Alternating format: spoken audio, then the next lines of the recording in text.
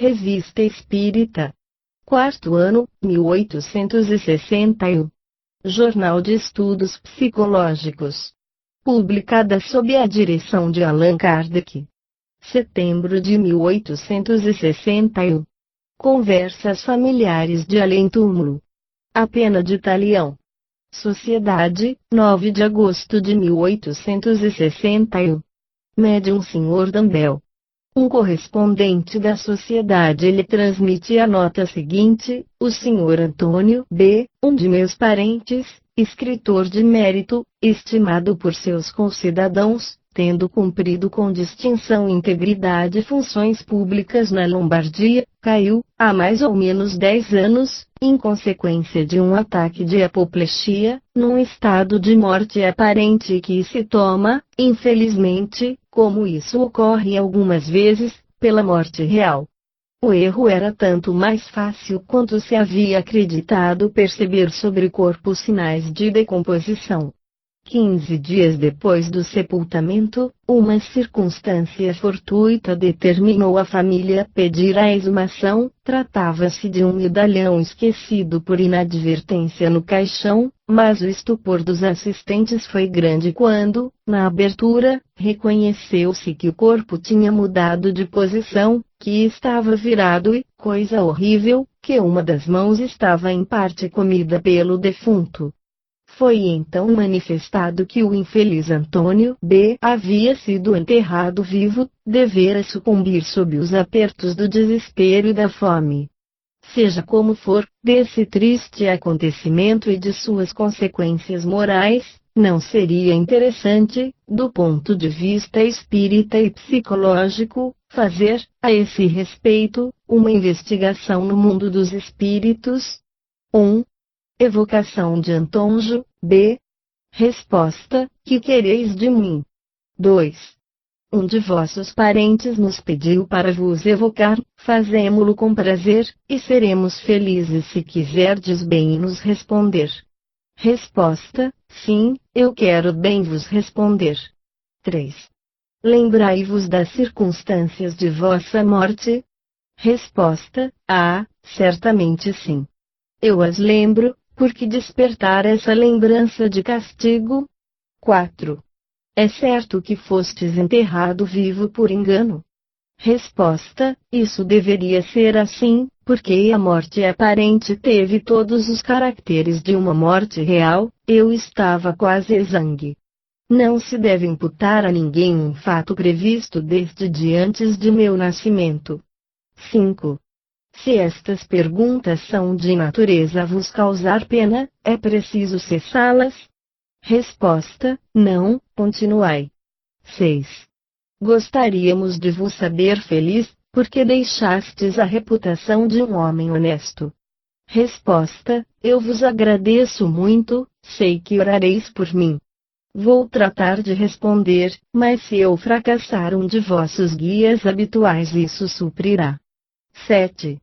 Poderíeis descrever as sensações que experimentastes nesse terrível momento? Resposta: oh, que dolorosa prova! Sentir-se encerrado entre 4 tábuas, de maneira a não poder mexer, nem mudar de lugar. Não poder chamar, a voz não ressoando mais num meio privado de ar. Oh, que tortura senão a de um infeliz que se esforça em vão para respirar numa atmosfera insuficiente desprovida da parte respirável. Ai de mim! Estava como um condenado na goela de um forno, salvo o calor. Oh, não desejo a ninguém semelhantes torturas. Não desejo a ninguém um fim como o meu. Ai, cruel punição de uma cruel e feroz existência! Não me pergunteis em que eu pensava, mas mergulhava no passado e entrevia vagamente o futuro. 8. Dissestes, cruel punição de uma feroz existência, mas vossa reputação, até este dia intacta, não fazia nada supor de semelhante. Podereis nos explicar isto? Resposta: o que é a duração de uma existência na eternidade? Certamente, tratei de agir bem em minha última encarnação, mas esse fim fora aceito por mim antes de reentrar na humanidade. Por que me interrogar sobre esse passado doloroso que só eu conhecia, assim como os espíritos, ministros do Todo-Poderoso?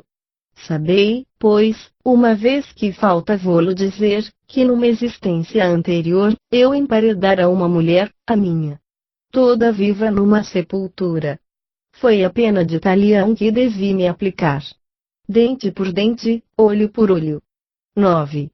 Nós vos agradecemos por ter consentido em responder às nossas perguntas, e rogamos a Deus para vos perdoar o passado em favor do mérito de vossa última existência. Resposta: retornarei mais tarde, de resto, o espírito de Erasto quererá bem completar. Reflexões de Lamennais sobre essa evocação. Deus é bom. Mas o homem, para chegar à perfeição, deve suportar provas mais cruéis.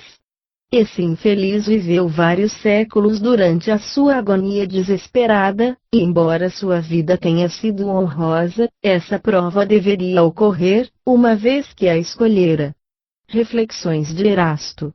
O que deveis tirar deste ensinamento é que todas as vossas existências se ligam, e que nenhuma é independente das outras, os cuidados, os aborrecimentos, como as grandes dores que magoam os homens, são sempre as consequências de uma vida anterior criminosa ou mal empregada. No entanto, devo dizer-lo, os fins semelhantes ao de Antônio B. são raros, e se esse homem, cuja última existência foi isenta de censura, acabou desse modo, foi porque ele mesmo solicitou uma morte semelhante, a fim de abreviar o tempo de sua erraticidade e alcançar mais rapidamente as esferas elevadas. Com efeito, depois de um período de perturbação, para expiar ainda seu crime espantoso, ele será perdoado e se elevará para um mundo melhor, onde encontrará a sua vítima que o espera e que já há muito tempo perdoou. Sabei, pois, tirar o vosso proveito desse exemplo cruel, para suportar com paciência, ó meus caros espíritas, os sofrimentos corporais, os sofrimentos morais, e todas as pequenas misérias da vida. Pergunta: que proveito pode a humanidade retirar de semelhantes punições? Resposta: os castigos não são feitos para desenvolver a humanidade, mas para castigar o indivíduo culpado. Com efeito, a humanidade não tem nenhum interesse em ver um dos seus sofrer. A que a punição está apropriada falta. Porque os loucos? Porque os cretinos? Porque as pessoas paralíticas? Porque aqueles que morrem no fogo? Porque aqueles que vivem anos nas torturas de uma longa agonia, não podendo nem viver, nem morrer? Ah! Crede-me, respeitai a vontade soberana e não procureis sondar as razões dos decretos providenciais, sabei-o. Deus é justo e faz bem o que faz. Erasto. Nota: não há neste fato um grande e terrível ensinamento? Assim a justiça de Deus alcança sempre o culpado, e por ser algumas vezes tardia, não segue menos o seu curso. Não é eminentemente moral saber que, se grandes culpados terminam a sua existência pacificamente, frequentemente, na abundância de bens terrestres, a hora da expiação soará cedo ou tarde. Penas dessa natureza se compreendem, não somente porque, de alguma sorte, estão sob os nossos olhos, mas porque são lógicas, crê-se nelas porque a razão as admite. Ora, perguntamos se esse quadro que o Espiritismo faz desenrolar, a cada instante, diante de nós, não é mais próprio para impressionar e deter sobre a borda do abismo, do que o medo das chamas eternas, nas quais não se crê. Que se releiam somente as evocações que publicamos nesta revista, e ali ver-se-á que não há um vício que não tenha o seu castigo, e não há uma virtude que não tenha sua recompensa proporcionada ao mérito ou ao grau de culpabilidade, porque Deus leva em conta todas as circunstâncias que podem atenuar o mal ou aumentar o prêmio do bem.